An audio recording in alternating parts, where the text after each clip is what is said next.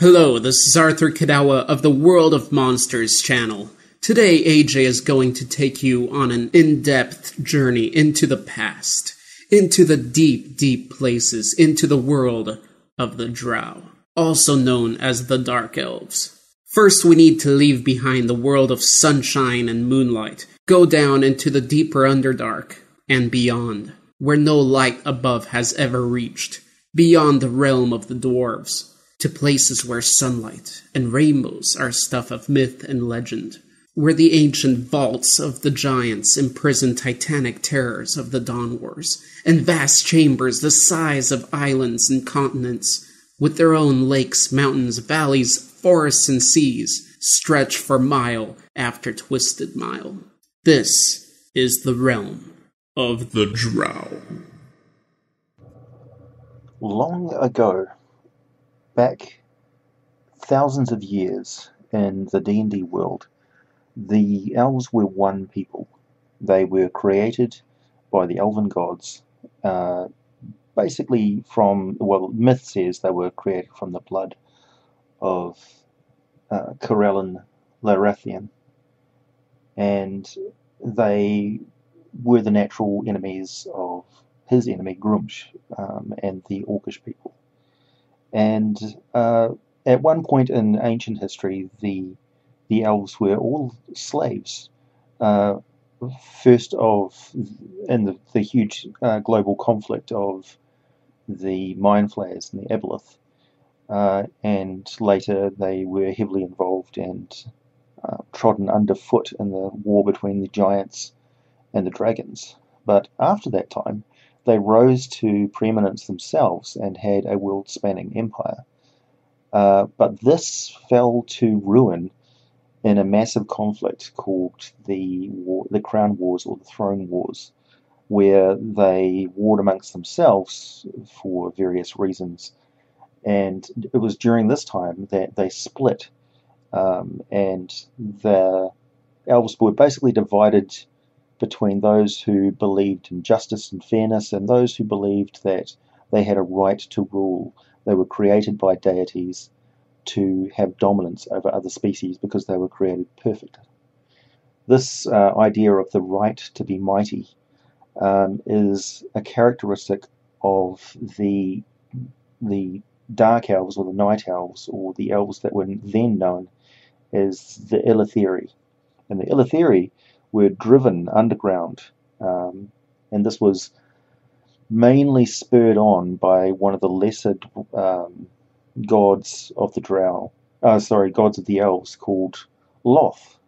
And Loth, the Spider Queen, characteristically had the portfolio of intrigue and plots and treachery, and she manipulated the Illitheri into a position where they were absolutely at odds with all other elven society, and they were driven out as Corellin Larathian himself came down and joined the elves of light and sunlight and moonlight, and drove the Dark Elves, the Illitheri, into the deep places of the world, down into the pits of the earth, where they would never rise again.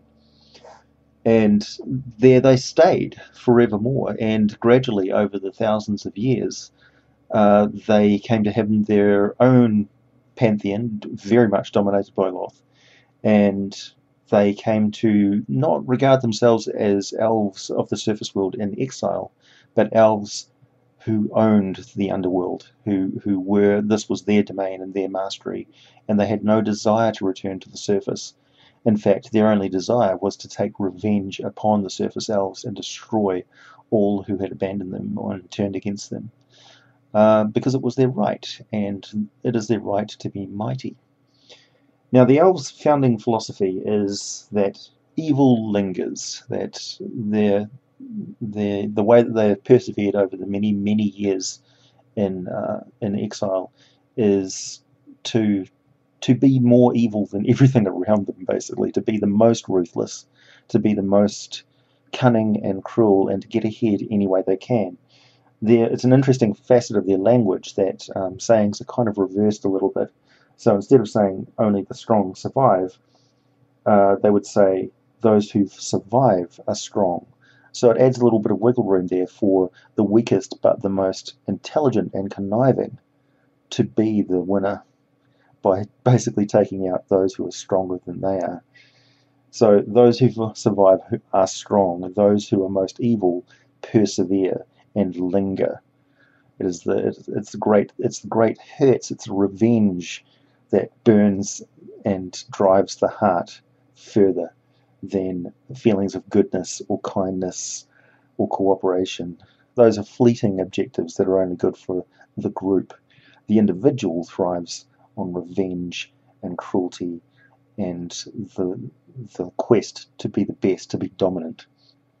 And this is a prevalent feature of all Drow society. So they have their own pantheon. Of course, we know it's dominated by the Spider Queen, the demon queen of the spider, the demon web pits in the abyss is Lolth. And Lolth is interesting because she actually does jaunt her way into the Primaterial to take personal revenge on those who fail her. So for the Drow, it's not a matter of faith. They know that Lolth is watching, and so it has made her very prevalent in their society, so much so that it has shaped their entire society. They have more female deities in their pantheon than male. There's only 2 males and there's 4 females. However, Lolth has done her best to drive the other female deities out of the pantheon, but they are still present in certain aspects of Drow society. So there is Arishni is Lolth. That's who became Lolth. Arishni was originally a consort of Corellin, but yeah, she became Lolth. And there is Ilastrae, who is depicted as a naked, happy, friendly dark elf, and she's the goddess of natural instinct, song, music, dancing, hunting, and it is a nod to that ancient worship of her that the Drow would more commonly practice sword arts and the fine martial arts of swordwork nude. So that they would do this like the ancient Olympians used to compete nude. It made sense that the Drow would do this also. It's just a nod towards that, and it's an interesting facet you can put into their society. There is Guan Adar is an interesting individual god. It's a male, and he's the elder elemental eye. He's that which lurks, and also the god of oozes and ropers and aberrations and evil crap. He's a very interesting, multifaceted god that deserves his own entry for sure. But for the Drow, he represents that which lurks. So being the masters of darkness, being the masters of a domain which is inimical to life. So they are capable of working their way up from the bottom and feeding on anything they need to survive. So they would call upon him when they're in an environment where it's very hostile to them and they need to do anything to survive. Faerun is a male god, and he's an interesting god that comes more into play along the line of male liberation, or and also thievery and trickery on the part of particularly male society of the Drow. Then you have Zinzerina, who is the goddess of chaos and assassins, who is banished by Lolth. And you've got Kiranseli, who is the goddess of slavery, undead, and vengeance. Now, so when the Drow went down deep underground, they had to travel beyond the realm of the dwarves and beyond the reach of any of the surface people.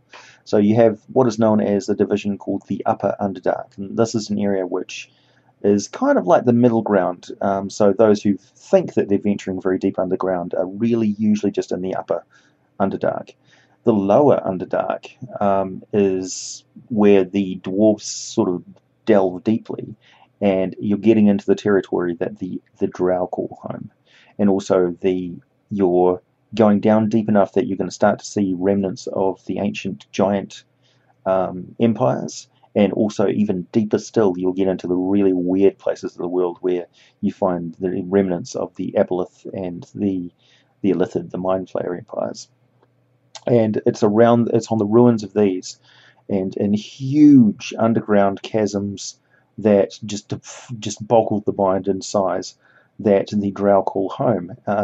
And it's not a matter of like these are environments that are so huge that the vault of stone above you is like the sky. It's huge. It's so large that you can actually travel by airship between Drow cities and some places.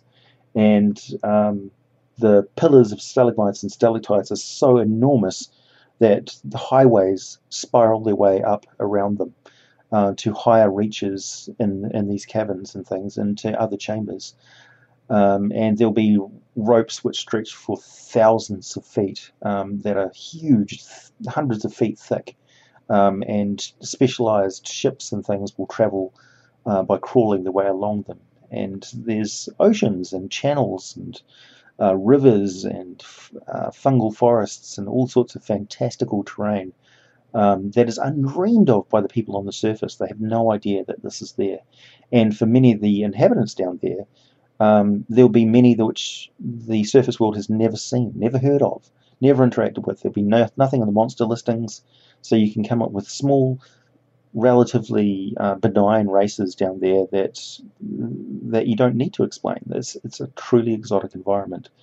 So there'll be little mushroom people, there'll be flying dragon-winged things, snakes, there'll be little fairy creatures, sprites, spriggans, that sort of thing. There'll be all sorts of stuff down there that just defy imagination.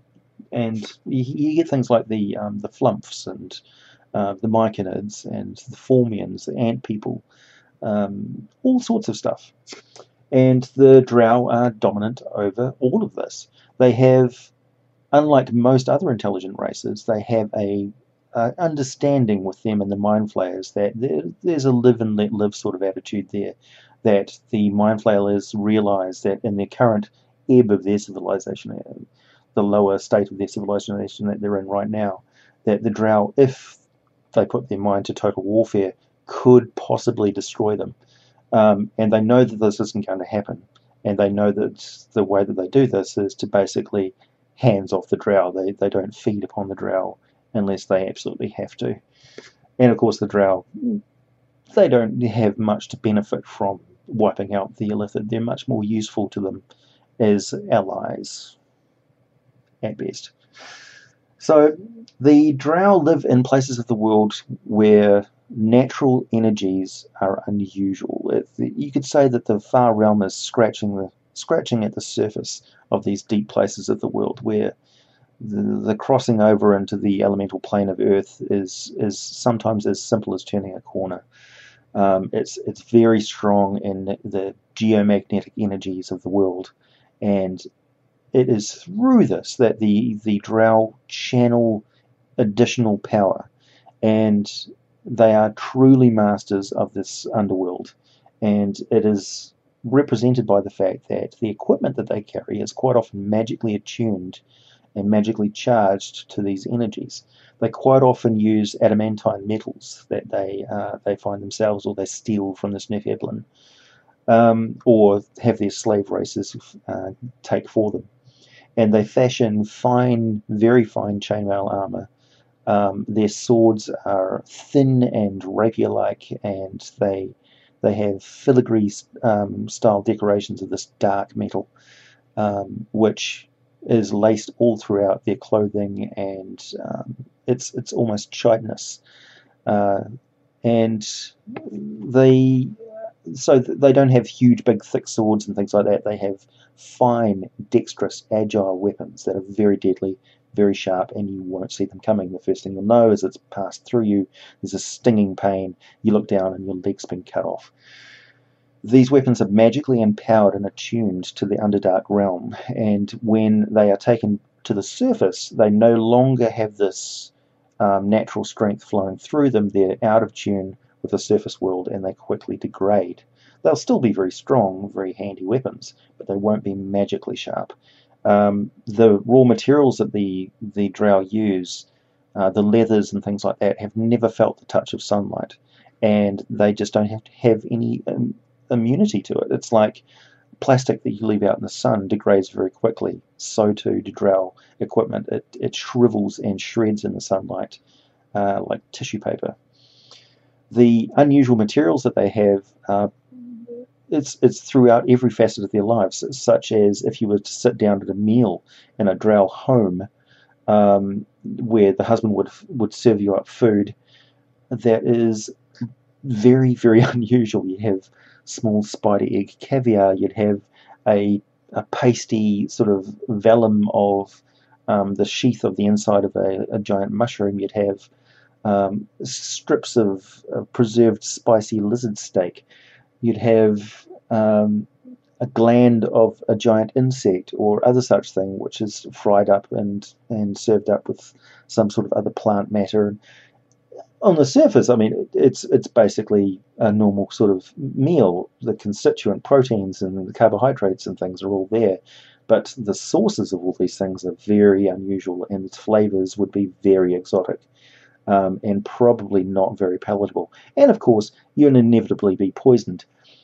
The drow love poison. They are masters of their underground environment, and the wizardry classes of Drow Society turn their attention to alchemy quite often, and one of the strongest weapons they have in their arsenal is the poison that they spread upon their blades and use in arrows and things like that. And the poison is used to paralyze and knock out opponents so that they can easily take them back for torture, interrogation, and slavery. For them, a living slave, a vassal, or a mighty foe that has been taken into their society and driven into slavery is delicious. It's excellent. To turn that strength to their advantage. Killing somebody is too easy. It's much better, much more satisfying to turn their strength and to turn their hatred into that lingering evil which perseveres. It's much better to have a slave who works tirelessly in the slim shred of hope of escape and possible vengeance on you, but knowing that they don't have a chance. So, the Drow Society is divided up into houses, families, bloodlines. So, the appearance of the Drow, you can actually pick out, if you know their society very well, individuals from different houses. They look slightly different. So one will have quite bushy eyebrows, one will have a slight tilt to the ears or very long ears, others will be quite tall and frail, some will be slightly stockier but still quite thin compared to surface elves. Others will favour certain fashions, some will be very strong in the priestesshood, and others will be famous for their arcane arts. Some will be known to be highly politically motivated, and a force to be reckoned with in assassination and manipulation of Drought Society. Their society is matriarchal. This is driven mainly through their worship of Loth, but it's always been present, and it's physically manifest in that the women of Drow Society are larger and stronger than the males. It's the exact opposite of the surface world, where males have extra physical strength. Females have extra physical strength in the Drow Society. Drow males are quite often warriors and very often wizards, whereas the females pay less attention to the arcane arts because they know that the attention of their goddess is so much more accessible to them as females. Loth favours her female subjects and grants them power far more often than she does males. So males in Drow Society are submissive to the females, and this is fairly natural for them. And it's not like it's an exact role reversal, but it would be more typical for women to choose the mate that they would possibly marry, it's their choice, and they have the place in society. They are the landowners. They are the ones who call the shots in society. Males, although they may be in charge of a group of fighters who come to the surface to take slaves, will always answer to a female superior. It's just the way it is. And although Faerun, the god of thievery and trickery, and also male liberation is around, it's not really prevalent. It's a secretive sort of thing, and male would be probably killed if he was seen to be openly worshipping Faerun too much. So the listing that we have for the Drow in the Monster Manual gives us a typical Drow. Baseline Drow without any specialized training and things. They have a short sword, they have a hand crossbow, and they have the Fey ancestry of the Drow from way back at the start of the game. They've always been fairly strong as a humanoid because they have a natural resistance to magic. This has watered down somewhat over the years so that they have advantage on all saving throws against being charmed, and they cannot be put to sleep magically. I possibly would strengthen this somewhat so that they have an extra bit of resistance, or maybe even a saving throw advantage on all sorts of charismatic magic that is turned against them. Not just being charmed or put to sleep, but also persuasion, illusion, that sort of thing, because they just don't trust anybody. They're very perceptive, they're very stealthy, they've got +2 perception, +4 stealth. They are not physically very strong. They have a high dexterity, though. So they're average across the board. They are generally more intelligent, and they turn that intelligence to strategy, mostly. Strategy plots and working out how to have an advantage in any situation. They do not trust others, like ever. And they are hedonists, really. When left to their own devices, they acquire things which they find pleasurable. So narcotics, slaves, sex objects, fine art, the best food, anything that they can steal and use, lounging around on cushions. They're being fed peeled spider eggs by their slaves is Drow luxury. And no one in their society would resent them for the fact, because they've earned it, probably on a pile of bodies. So the Drow Elite Warrior is typically a male, and they have an armor class of 18, 71 hit points, which is pretty high.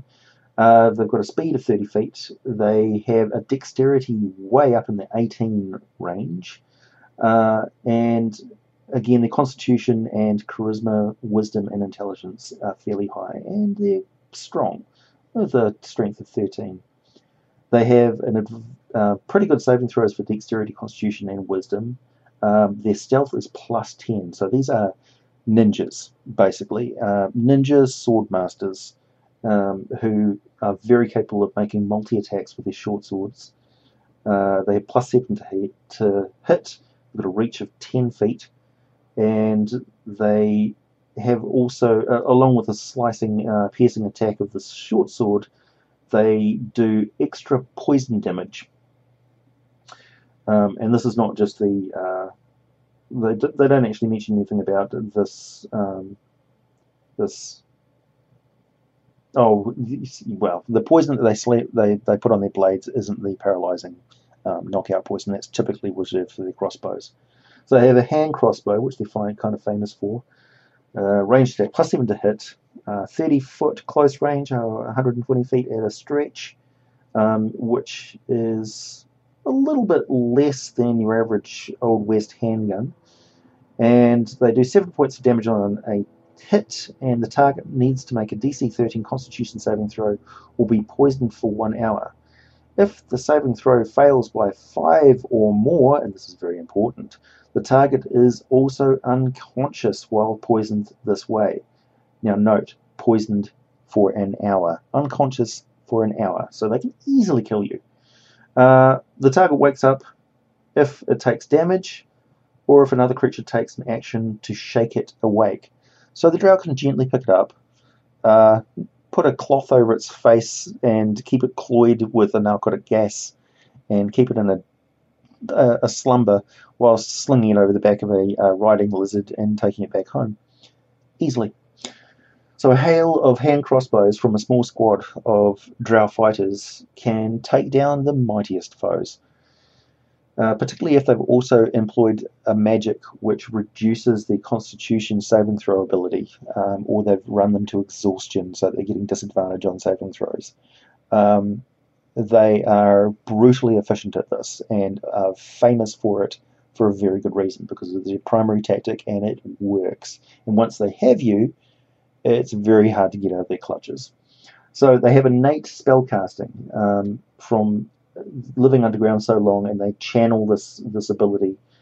They can cast dancing lights, darkness, fairy fire, and they can levitate themselves. This is fairly common to most drow.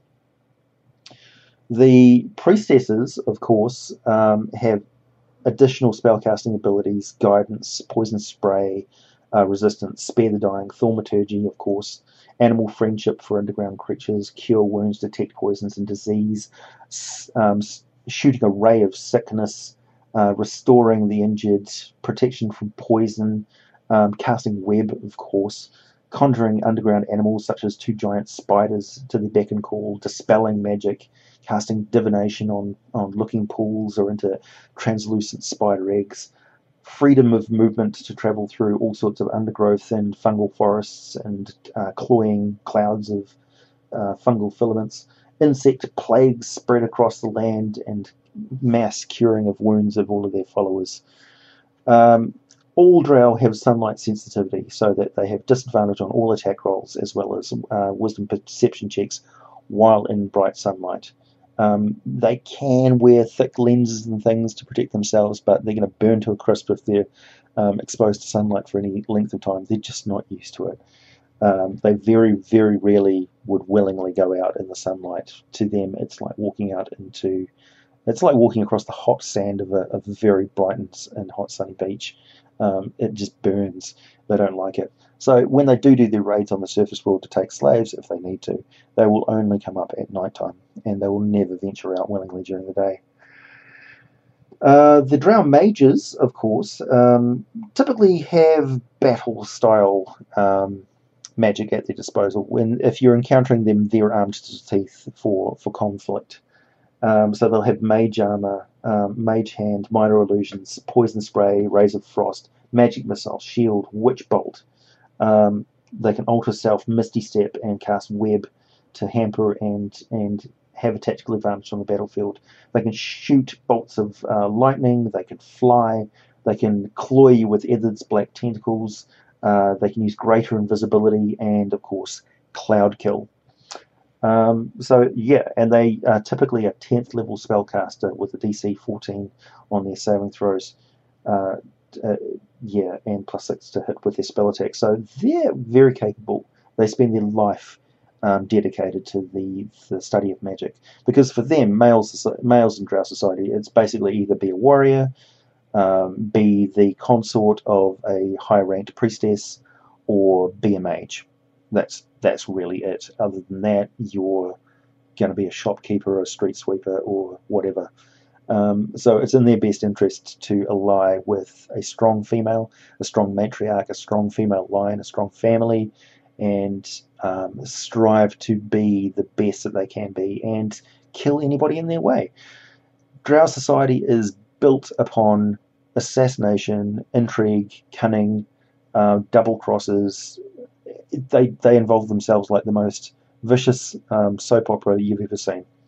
And their cities are it's kind of like gated, walled communities where each house controls estates, and they have various business interests and things like that, but they keep themselves to themselves. They keep everything pretty quiet, and all of the families and houses operate like mafia families. It's like, imagine a society which is built upon female-led mafias. And not only that, but each one of these heads of the matriarchy are answerable to a god that is palpably evil, and is very much present in their lives. So it is extremely treacherous and oppressive. But within that society is that strength of the individual, and that constant striving to survive through treachery, intrigue, and cleverness is what has ensured that the Drow have a very dominant role in the Underdark, because they just are not to be messed with. And as a playable race, of course, this comes across as being a very strong personal code of vengeance, being always aware of the potential of anyone around you to assassinate you or stab you in the back for any sort of selfish personal reasons. So if there's money involved, if there's any sort of personal advantage, if there's the chance of getting ahead above everyone else, a Drow, even a fairly good aligned Drow, will always have it on their mind. Their first impulse will be, why don't I stab everybody else in the back? How would this benefit me in the long run to have these people as my friends, or do I really need them? I mean, they're short-lived races. Do I really need them? So, yeah. Drow, Dark Elves. The first playable race and also monster race that I've covered in this series. I hope you've enjoyed it. Thank you very much, Arthur, for the great introduction. And I'm looking forward to any of your comments down below to your most memorable Drow character that you've ever played. And by the way, if you tell me all about Drizzt, I've heard it all before. Really, I have. I think we all have. He's a great character, and I really do like all the books from the Forgotten Realms that feature him. But he's an unusual Drow, for sure. Not the norm. Thanks for listening, everybody, and I'll catch you next time.